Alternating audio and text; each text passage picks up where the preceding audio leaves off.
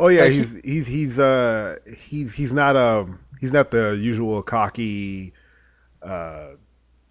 quick talker. He's more of like an introverted yes, weirdo. absolutely. And I absolutely agree with that too. I absolutely not agree. I absolutely empathize with that as well. Yeah, Like I get you're an him. introverted weirdo. Yeah.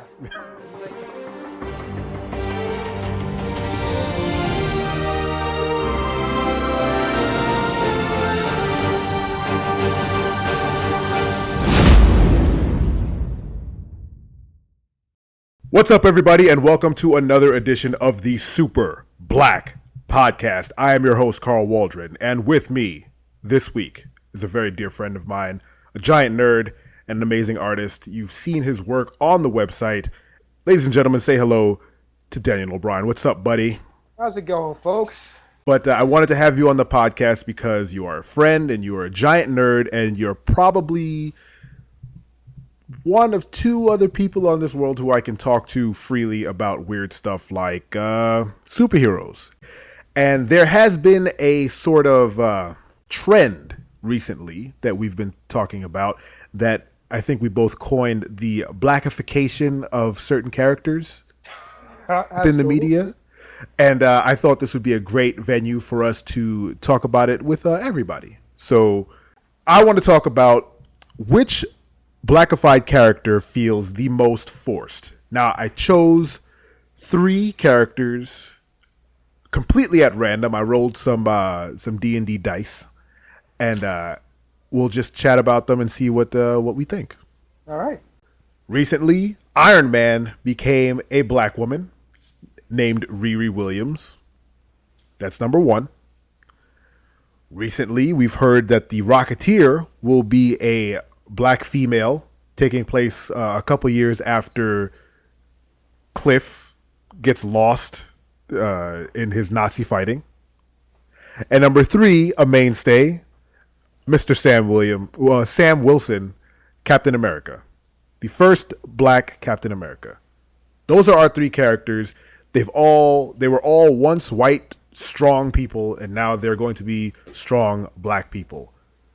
Let us discuss. All right.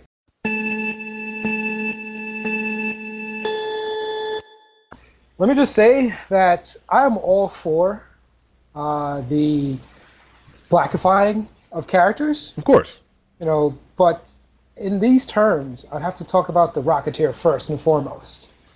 And let me just say once again that I'm okay with this as long as they give it the right treatment. Like when I first saw this in the news, I was like, what are they trying to do? Because this is on the heels of the Ghostbusters movie where everybody's all up in arms because they changed the cast to be female. I was like, okay, all right, fine. I was all for it because of the cast and of the director. Yeah.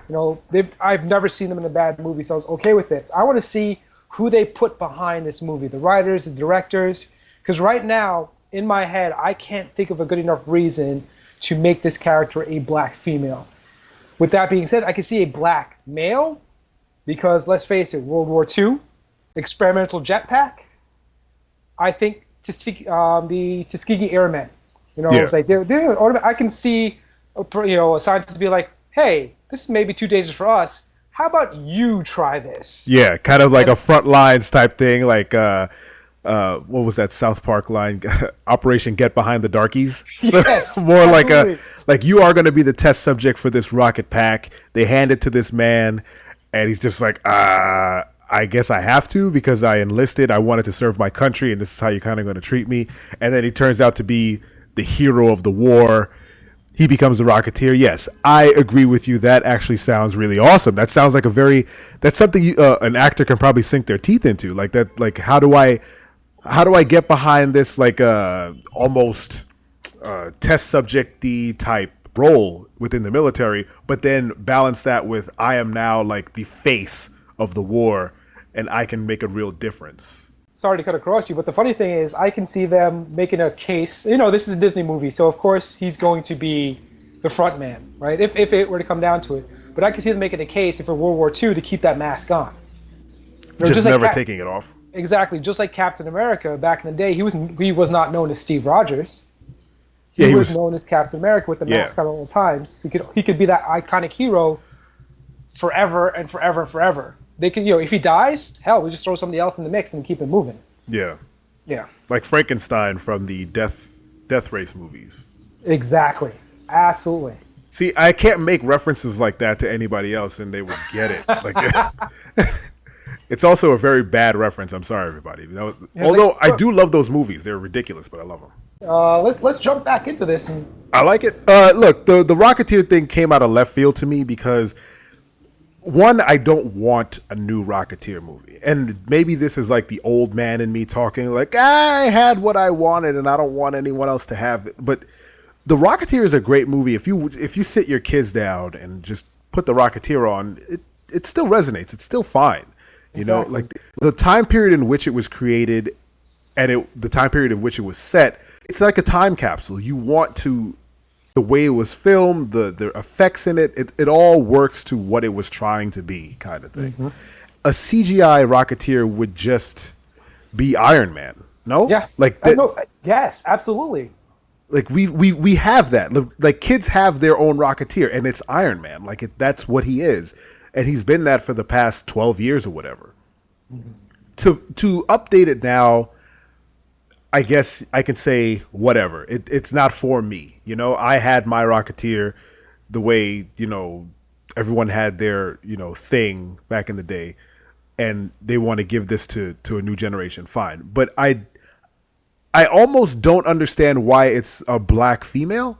And I'm not saying it shouldn't be. I'm just saying, and again, let's just take a step back and say we can't really judge it yet because literally no information except the fact that it was a black female lead came out. But that's almost enough for us to talk about it, because why was that the first thing that you put out? Like, they could have just said, we're making a Rocketeer remake. Yeah. And it's going to be such and such, and we'll have more information later. But they had, I don't know, the forethought to say that, and it's going to be cast as a black female. Like, what? That's why I put her on the list, because that feels forced to me. Like, that feels like you're saying, hey, guess what? We're making a black female Rocketeer. Cool, right? Like, get that buzz going. That's exactly what it is. Yeah. It all comes down to, because I don't quote me on this, but there's no scripts. It's just an idea they're throwing out there, and they're going to give it to a writer. It's like, hey, let's see what you're going to do. Let's see what you can do with this from this point on. It's like, I don't know my history well enough to say, like, okay, where would a black woman properly fit into this script? If you can find a writer that can make that pop, all the power to you. But right now, it seems very forced. Riri Williams, who is now like running as Iron Man within the, I believe it's the International Iron Man storyline. Mm-hmm. How do you see those two comparing in terms of being a forced character? Because Iron Man is traditionally Tony Stark. He always has been.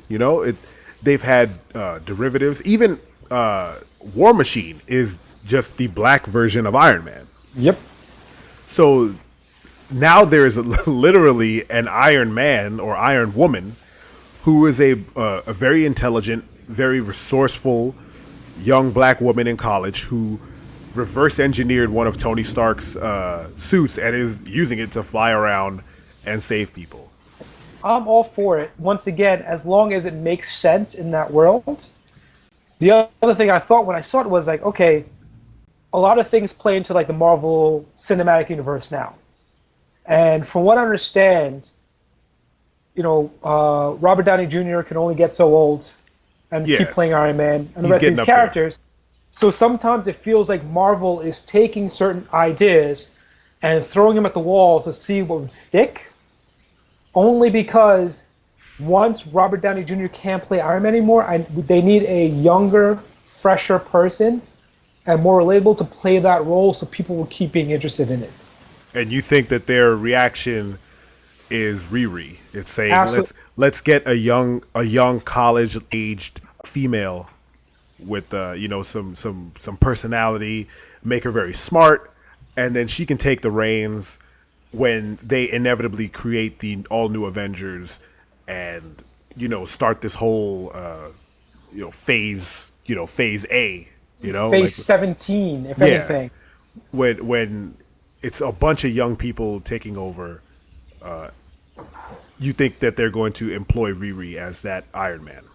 I don't think it's for certain. They're trying to see if that character will have enough buzz to carry over when that time needs to come. Like, Yeah. I can totally see a decade down the road where Robert Downey Jr. is in his walker, Chris Evans is way too old to play Captain America now, and not enough CGI in the world can help him out. It's like, okay, we need an all new cast, and there you go. You have Riri, and Marvel has that cash cow to keep him going. Yeah. I love it. I absolutely love it because we need more of that. It's like we both agree that it's not a bad thing at all.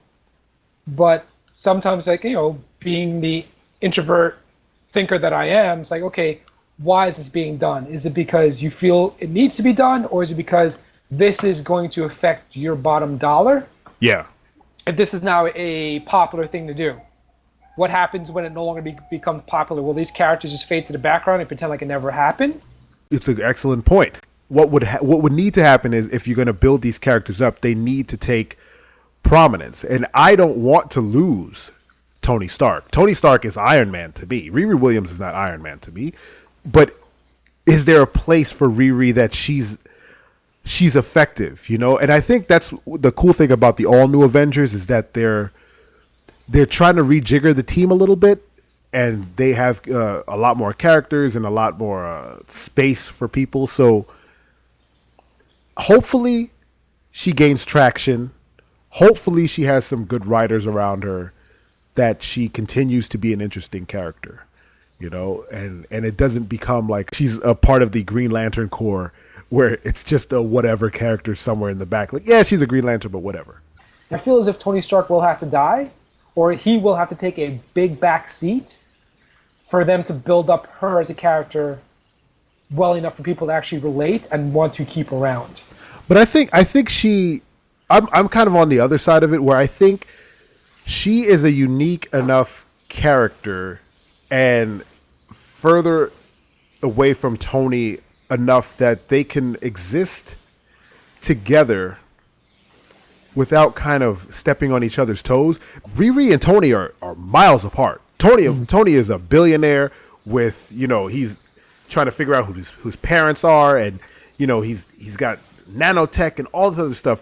Riri is a very smart MIT student who finds Tony Stark's armor and basically just says, I'm going to wear this, and I'm going to try and help people. Mm-hmm. And they don't necessarily have to interact.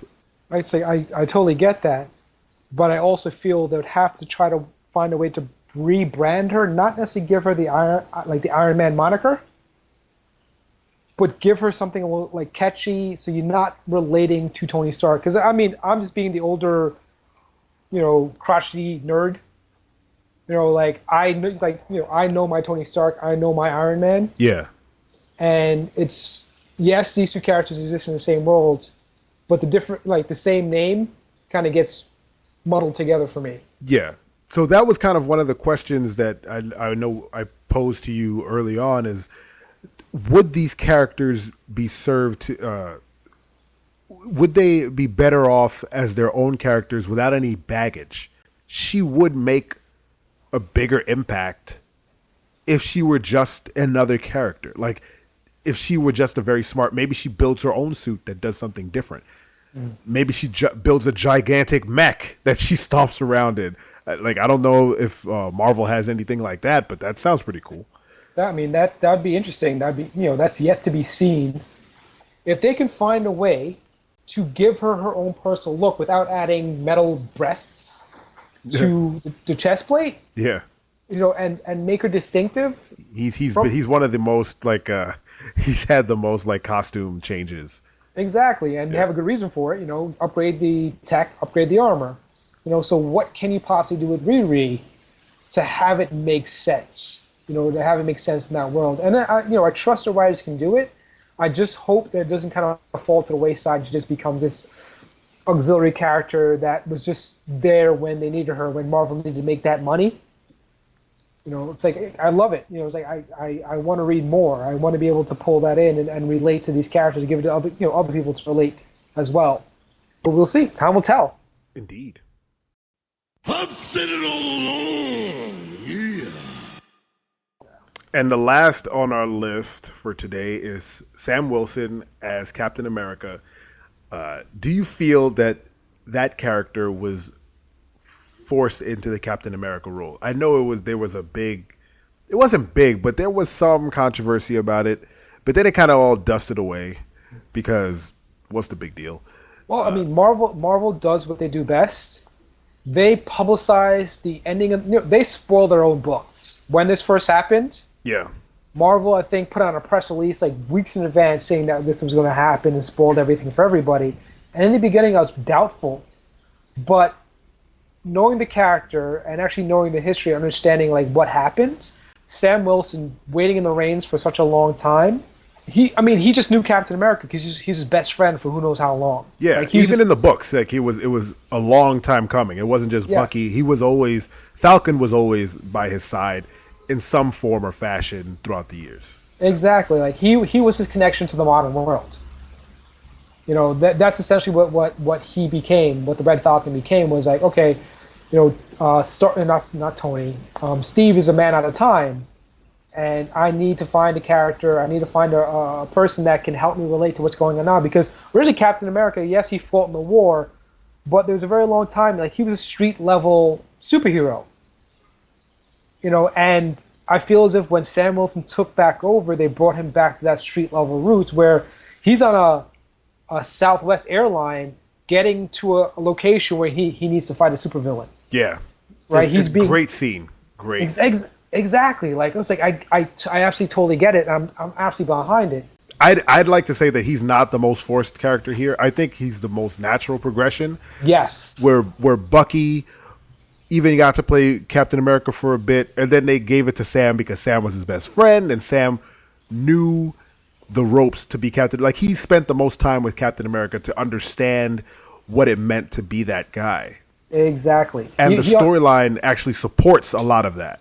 It changed for me when Captain America Red, White, and Black came out, where that whole other retcon happened. Once again, it's spoilers where Captain America was not the first person they injected with the super serum, and it turned out like he found the original successful Black Captain America. Was it Isaiah Bradley? Exactly, yeah. And Isaiah Bradley had a grandson, the Patriot. Yes, he became the Patriots. Yeah. But get back to what we were talking about before, the whole thing of like, it makes sense. They build years and years of Sam Wilson, so like that transition was easy. Like you had those uber nerds and those slightly bigoted uber nerds that were like, I need my Captain America, blonde hair, blue eyes. Like it changes every once in a while. That's comics. That's how to keep people interested. Yeah. And I enjoy reading those stories. It makes me happy inside knowing that this can actually happen. I showed this Black Captain America comic to a friend of mine, and I lent him the book, and he sent me a picture of his son reading the book, and it was like now he has a hero that he can look up to and say, look, there's a Black Captain America, I can be Captain America. Not only was it a natural progression, not only is it an interesting book, but it's cool. Like it's cool for this new generation of kids to come up and see this. And Steve Rogers is still around, so it's not like anyone's missing anything. It's still fun watching. Like I can't wait for Halloween to come around and see a little kid walk around in Finn cosplay or Black Panther cosplay or even Hermione. Yep. That moment, that realization brought tears to my eyes. Yeah, I'll be absolutely honest. So we have our three characters. We've already established that Sam Wilson's Captain America is not the most forced. Yes. So it's between Riri and the Rocketeer. What is your vote? Right now, because I know nothing about it. Well, actually, it's like the only thing I know about it is it's buzzwords they're throwing out. Right. So that right now seems the most forced because there's no actual script or real scripts. I don't know how far they're in, but like they just throw out buzzwords. Rocketeer, Black, female. I will agree with you because I think Riri has a little bit more bite. Of course, the Rocketeer is not fleshed out yet, but like we said, we can only react to what we're given, and what we're given is a lot of buzzwords, like you said. So, Yes. our vote for the most forced blackified character in the past couple months is the Rocketeer / unnamed black female lead. The question is, name and discuss a black character that deserves a push. Who would you like to see? What character, what black superhero or supervillain would you like to see get a push in mainstream media? I'm going to have you go first. Mine was Black Panther, and he got his push. But now that he's got that, my secondary one, which it's funny that you actually wrote it down, is Icon. Because I think Icon is a very underutilized superhero within the DC universe, considering he was part of that the multiverse. I'm blanking on the name of the multiverse. He was created. The Dwayne McDuffie verse. Yeah, but it has a name. I'm gonna look it up. You cannot name Icon. You cannot name Status Shock without mentioning McDuffie. No, Yeah, it's like, Milestone. Yes, it's like let him rest in peace. Yeah. But he had such a heavy hand in terms of creating these characters and fleshing them out and have them make sense and writing these great stories for them. So I think I just had to bring up that name just for the sake of bringing it up, just to give him the recognition, because only the real nerds will know who you're talking about. It's like when you mention Icon, the last time I saw him actually in use was in Young Justice. Exactly. Yeah. And he was a background character, but you just looking at him, you knew he was a heavy hitter. And not only that, in Young Justice, they made it a point to induct him into the Justice League in one of the episodes. And I thought that was amazing. And that was actually the impetus for me actually creating Super Black. It was seeing Icon, not knowing off the bat, who's that? And then I was like, oh, wait, is that the guy from the Milestone comics? Looked it up, and it was. And then to see DC acknowledge that he is a powerful hero and bring him into the Justice League within the cartoon, I was like, well, that's amazing. Him and his partner Rocket, I believe, get treated very well within Young Justice. And it's amazing to see that happen, especially with a character from Milestone Comics. Being on Young Justice, it was so fun seeing him on screen, but it kind of stunk. Not kind of, it did. It was a disappointment that you didn't hear him talk more. His big thing was his demeanor. He was this big brick house black Superman-esque character. He was basically Superman. But intelligent, Ivy League educated lawyer that spoke very quote-unquote proper, and the superheroes in the universe called him whitewashed. And I related to that character growing up because, it was like I was educated a little differently, and I moved to Jamaica, Queens, when we first moved to this country. And it was so weird, people relating to me in such a way where I don't like how you speak. Because I spoke very proper, quote-unquote proper. And knowing of Icon and knowing that he dealt with a similar issue made him more relatable to me. It's like, oh no, it's like he was a lawyer. I forgot about this. He was a lawyer for them in the ultimate when they went on trial, when Justice League went on trial. Right. It's like I have to go back through that again to see exactly. It was him or was it Green Lantern? I have to go back and watch too. It was Icon was their lawyer.